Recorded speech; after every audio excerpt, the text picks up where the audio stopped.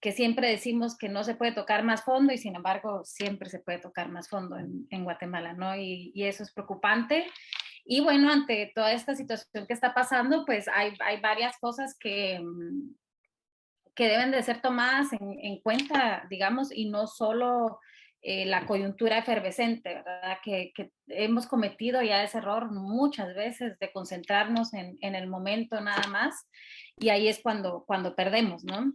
Entonces, pues por un lado, yo creo que algo en lo que coincidimos tanto dentro de los movimientos como a nivel general del país e incluso internacional, es que la renuncia de Consuelo Porras, Curruchiche y Orellana es innegable, es inminente, ¿verdad? O sea, ellos son los responsables del estado en el que estamos en este momento, ¿verdad?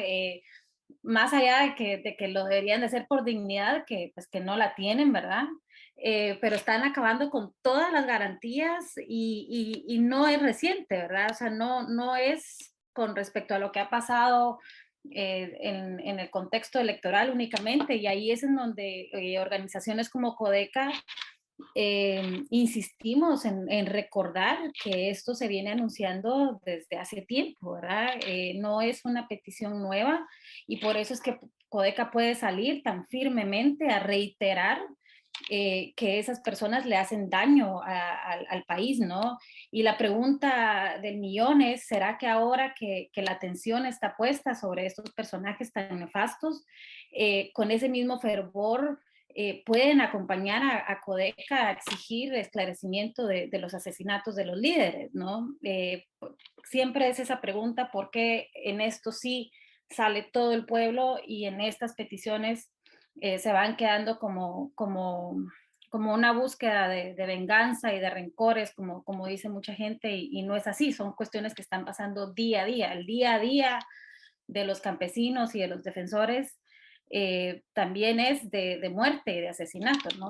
Y bueno, ahora también abogados y periodistas, que no está bien, pero ese llamado debe de ser firme, ¿no? La renuncia de estos tres personajes es fundamental para que podamos avanzar en cualquier campo, ¿no? De ahí, por otro lado, yo pienso que no hay que irse de boca con los clamores, digamos, las supervisiones de entidades como la OEA que vienen a revisar la tarea, que realmente es una cuestión vergonzosa que tengan que venir a supervisar como que si fueran dos pequeños de colegio, una transición que debería de ser normal, ¿no? Pero nada en Guatemala es normal. Y también que ni la OEA ni Estados Unidos son amigos y son aliados de Guatemala, ¿no? O sea, eso incluso para personas como Bernardo Arevalo debe de ser, me imagino yo, debe generar algún conflicto, ¿no? Por lo que le hicieron a su propio padre, ¿no?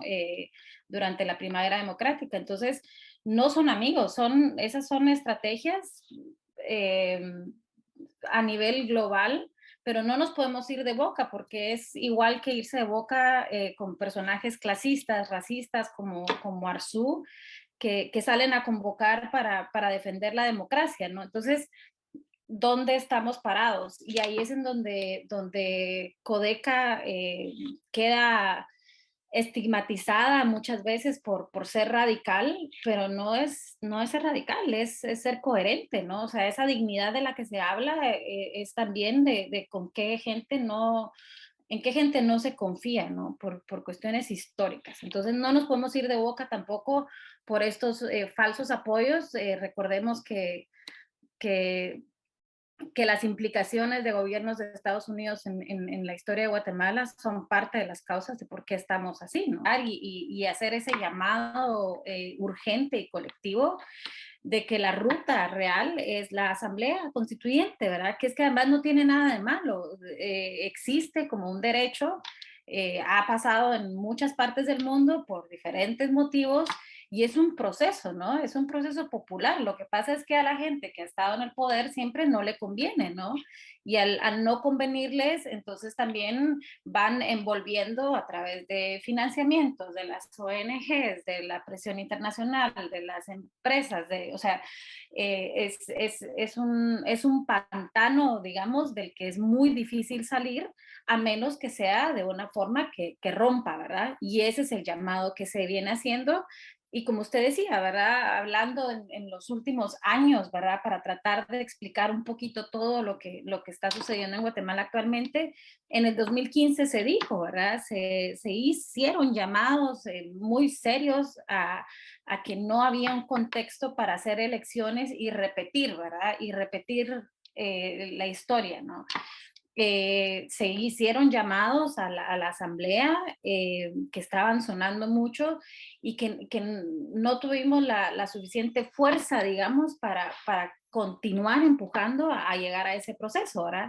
Si en el 2015 hubiera habido una asamblea constituyente popular y plurinacional, como se convocó durante todo ese proceso de protestas, nos hubiéramos ahorrado a un Jimmy Morales y a un Yamatei, ¿verdad?